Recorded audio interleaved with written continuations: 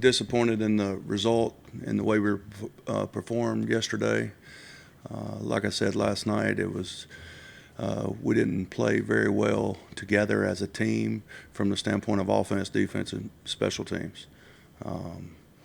You got to give Pittsburgh credit. They did a good job after the first quarter of answering with their intensity, and we didn't do a good enough job of matching that intensity. Started the game off well offensively and defensively and didn't maintain it through the second half. Everybody's got to do a better job of handling their job. Coaches, players, everybody has to do a better job of doing their job when they're supposed to do it, especially in critical moments. I've said for a long time now that you have to understand when the game can be won and then take advantage of those situations. And we had several opportunities and didn't make those plays. So, with any questions? Anything new with Baker in his hand? Baker should be fine this week. At halftime, the sideline reporter of CBS said that you told him you were preparing Gilbert to play the second half.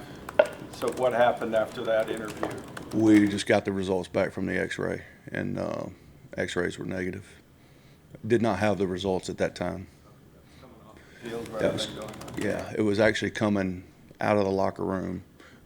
We got the X-ray somewhere in between the time that I left the locker room to go to the field and me getting to the field. How did the glove affect Baker? Is that something he's going to have to wear it all going forward? We'll see moving forward, but I don't think so. I don't think the glove had any impact on the way he threw the ball. So do you still practice throughout the week? Yeah, I do. I think Baker does a good job of compartmentalizing through pain and getting to the game healthy. He'll get his work done this week. He'll be at practice, and he'll get his work done this week. He doesn't like to miss practice. You addressed this in some of the comments last night, but to extend on the thought of you have to more consistently match the intensity of the other team at all times. Is it fair to say that Pittsburgh wanted it more yesterday? I don't think that's fair. I think we have to understand the type of environment and the type of team we're playing. And the first time we played them, we set the tone from an intensity standpoint and maintained it. I think we did a good job yesterday of setting the tone from an intensity standpoint.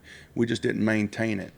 I'm not sure what happened to us from a mental standpoint, but just little things here and there just started showing up. We didn't make any plays.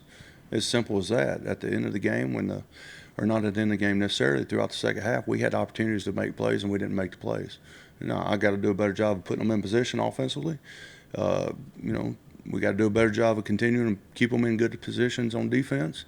And the biggest difference between the first time we played them, second time we played them, on all those 50-50 balls, they were about 100%. We got to do a better job playing the ball. Those guys understand that. We're going to continue to work on that moving forward. And then when we are able to keep them down there inside the one, we keep them down inside the one. And then offensively, when we get the ball back at the 30 at the end of the game, we need to do something and get the ball in the end zone. So that's how the game came down. Their average starting field position when we kicked off was the 20, almost 30-yard line. And our average field position starting drives were the 19. So those are areas that we have been great on this year, and we weren't. So, like I said, the complementary football aspect of this game could not have gone any worse. Henry had broken off the route on the last pass, the interception. Well, anytime you have a big play like that in the game, the first thing people want to point to is miscommunication and stuff like that. We're going to continue to work hard on our communication in those critical moments. So, like I said, we're going to continue to work on our communication.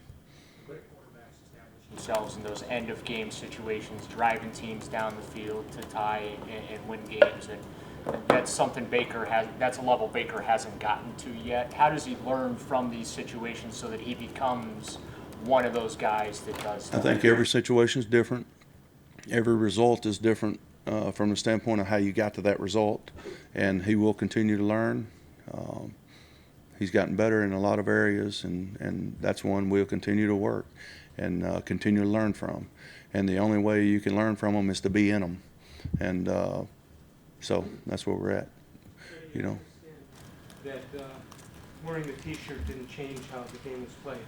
But doesn't it give off the appearance that maybe you or somebody else knows something that we don't know about? Say that one more time. Doesn't wearing the T-shirt, doesn't it make it look like you know something that hasn't been made public or that we don't know about? No, that was just no.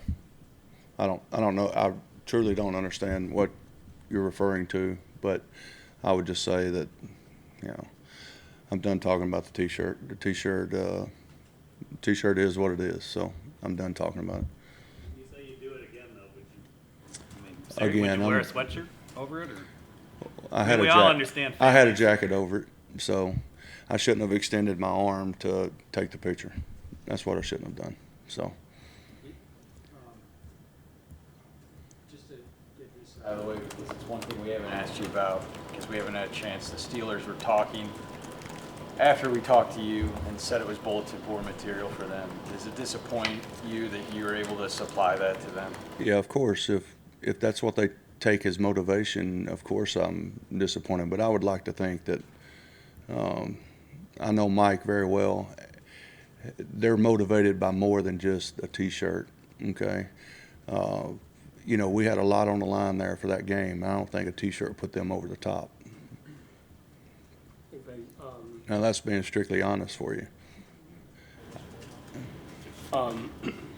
Did you, and when you look back at the game, do you think maybe running the ball more often in the second half than you did might have been a good, especially with Baker's hand injury? Well, first of all, I don't think Baker was affected by the hand injury. Okay, you do have a valid point. I think you know, out of the first 12 plays of the second half, I think I do a fairly decent job of evaluating myself and being critical of myself on how I call the game. And I'd say this: we ran the ball the first 12 plays of the second half. We ran the ball 7 out of 12 times. All right. The first half we were 19-17 pass, so we were pretty equal then. Then we come out in the second half and I run it 7 out of 12 times. And then it goes to a 2-score game. In between that, after those 12 plays, it goes to a 2-score game with 13 minutes to go in the game.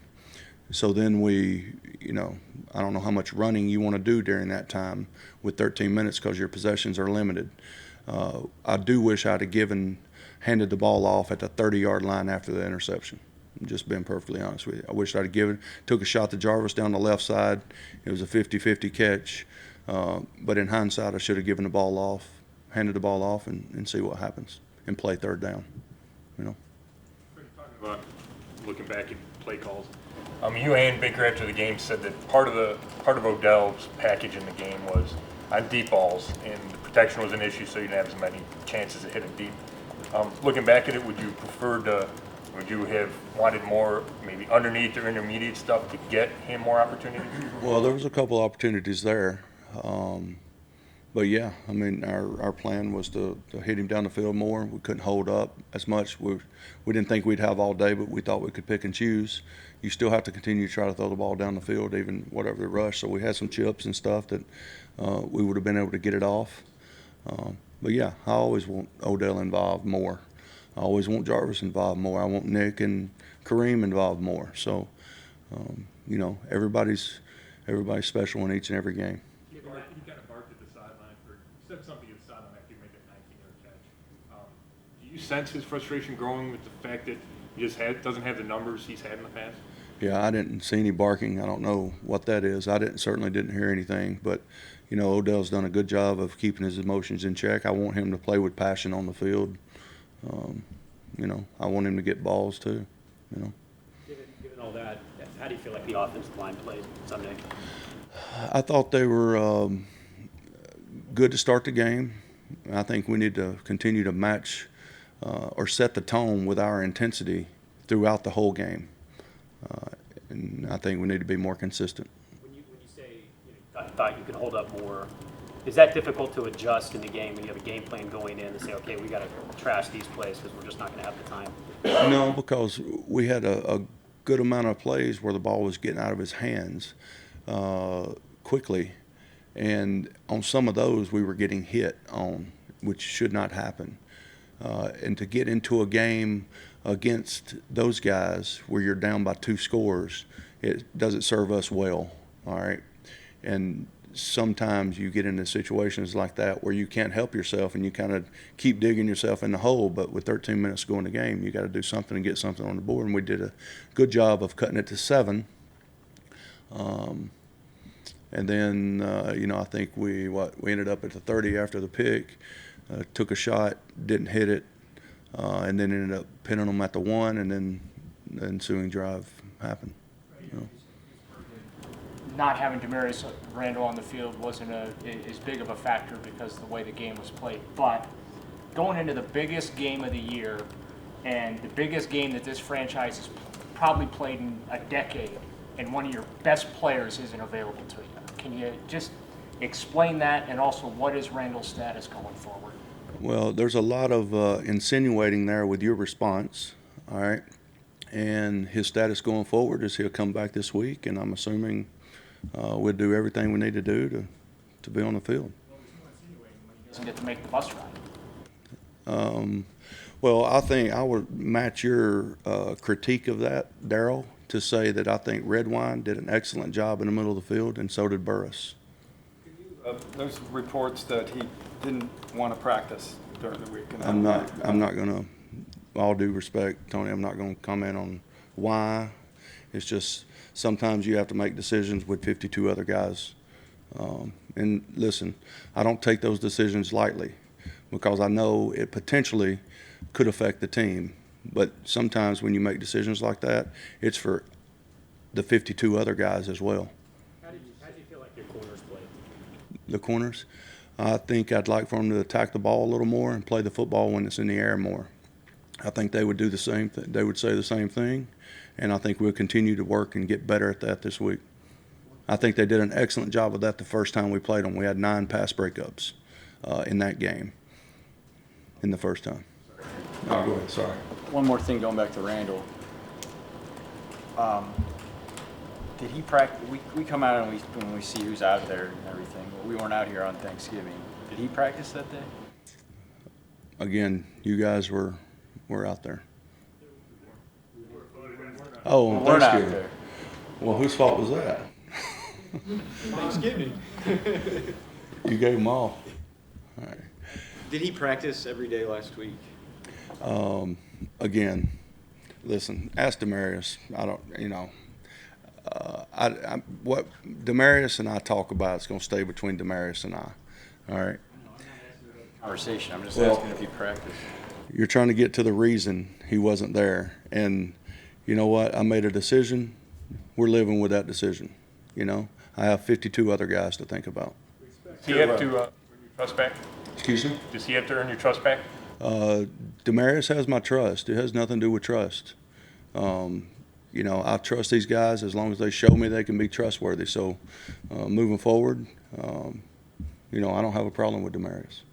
The fact, Freddie, that you won your previous 3 games, but when your record was what it was before that, and you lose in Pittsburgh against a new quarterback in a game that you really would like to win, the word crisis, I guess, could come up if you wanted to. But along those lines, do you feel like, as a first-year coach going through a tumultuous season in some ways, that you are going to be able to drive through this and get through the end of this season in a decent place and get to next season? I think we're continuing to get better. A lot of times it gets lost in the shuffle that we've got a good young core group that have not been in a lot of these situations. I told these guys the other night, this was the first time we've been in a playoff type atmosphere, and it was truly a playoff type atmosphere. And we started the game great, and we carried it on with the opportunities that we had through the first half. All right. And then the second half, they kind of took over the game, and we didn't match it. And then the opportunities had presented themselves for us to take control of the game, and we didn't do it for whatever reason, offensively, defensively, or special teams. So the next time we're in those situations, I expect us to respond better. I expect to do a better job. I expect my coaches to do a better job. I expect our corners to do a better job, our running backs, our quarterback. I expect everybody to get better from experience. So, yeah, I think all these things that come up during the course of a football season, make you better moving forward. It's a sloppy way to ask the question, but are you worried about your job? No, I'm not. There was a heated exchange that took place between Jarvis and Ryan Lindley after the pick that was caught. I think the TV cameras might have caught it too, but still, photographs showed that they were kind of getting into it a little bit, and then I think Christian Kirksey kind of got in there and calmed things down a little bit. Is that just the stuff that happens on the sidelines during a game and not always captured on film, or what was going on there? I think this is an emotional game, and Jarvis is an emotional player. We like to coach with emotion, passion. So, yeah, I mean, I don't think that's a big deal. I think that's part of the game. Freddie, you were talking about playoff atmosphere. Our guys put a lot into this game. So anytime you see it not happening, unfolding the way you want it to unfold, of course there's going to be passion and stuff that's exuded out. That's understandable. That's what makes Jarvis such a special player. You were talking about the atmosphere, the way you guys started, and that was a big opportunity, that game for current and historical reasons. And to lose really damages your chances of making the playoff, even though you still have a chance. How do you keep your guys after a loss like that engaged? How do you keep your team locked in still going forward when that was such a big missed opportunity for you guys? Just simply put, the same way we did when we were 2-6. These guys invested a lot into getting back to the point to get us to where this game even meant anything, okay? Moving forward, we're going to do the same thing, because I know this: we have 0% chance unless we take care of what we can take care of, and that's just to go 1-0 this week. We're about to play a Cincinnati team that's coming off their first win. Their confidence is going to be at an all-time high, and we understand that, respect that, but we also know that it's more about us than anything else. We always have to take care of ourselves first, and I think our guys will do a good job of coming back, getting focused, and just going back to the same way. We need to approach every week the same, is be 1-0. Last one here. End of first half. Loud, wasn't it? End of first half. Were you caught between going forward or just kneeling down and getting out of there? What was going on after? Yeah, when we fumbled the kickoff return there, we started at the 5. We were going to go and try to get a field goal, and then we pop a run. First off, we call the same run, and we have a penalty or something that backs us up, and then we call the same run, and Kareem pops it, and so we're out to the 20. And the way it was, once we pick it up the first down, there's no way they could have made us punt, all right, if you worked the clock correctly, even on fourth down, the way we ended the half. But then we pop another run, so now we're in full attack mode trying to get it in field goal range. And then when we didn't hit the next one, it's kind of, lost calls at that point, so we just threw it out of bounds to burn off the rest of the clock on third down. He is, as we speak. Yep. Greedy, is his shoulder bad? He left the game. He should be good. He's still being evaluated right now, but don't really have much more to add than after the game.